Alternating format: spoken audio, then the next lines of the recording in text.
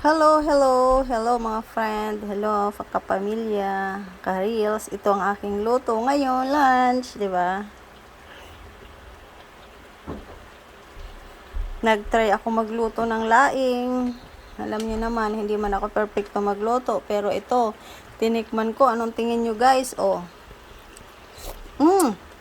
Sarap naman. Ano 'yan? Tinapa lang yung sahog ko. Ginisa ko muna yung sibuyas, babang luya at sili.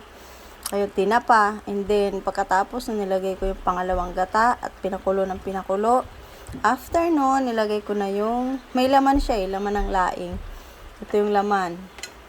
Maligat. Ayan o. Nung maluto-luto yan, nilagay ko na yung dahon hanggang inintay ko na maluto. At yan, nilagay ko na yung kakang gata. Ayan na, at ang resulta, yan na guys. So, mukhang masarap naman. Mag-i-enjoy na naman ang aming lunch. Thank you guys for watching. Bye-bye. And I love you all.